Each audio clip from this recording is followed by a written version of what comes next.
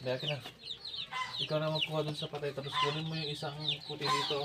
Nagdudugo na siya.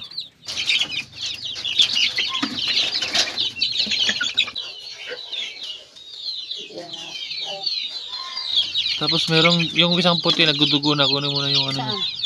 Nandiyan, yung lagi nilang tinutuka. Saan? Yung puti yun eh, puti.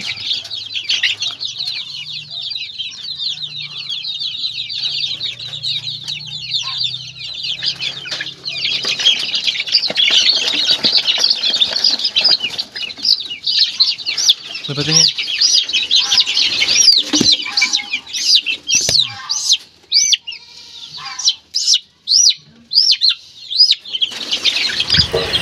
So ayan po, magandang araw po sa inyong lahat. And update po sa ating alagang mga sisiw. Ayan, pinuntahan ko sila. So nakakalungkot man, bad news man, may namamatay po sa kanila.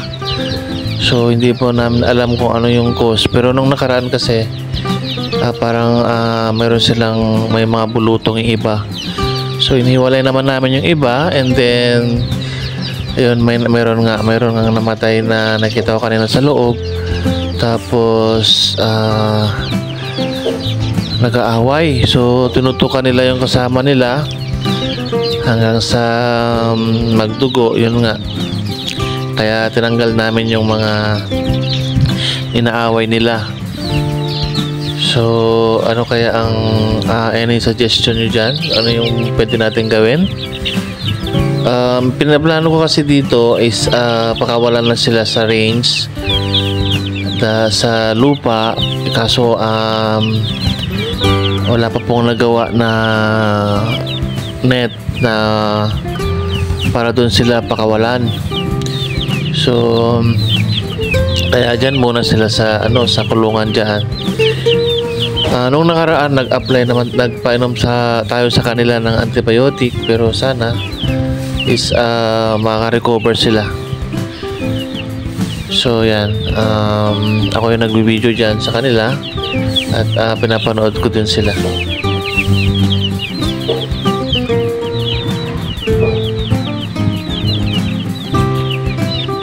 So sa ngayon, ito muna yung update po sa ating alagang mga sisiw. Ayan, unlimited naman sila sa pagkain. So maraming salamat po sa inyong panonood at support, at sana pag-share na din po yung video natin.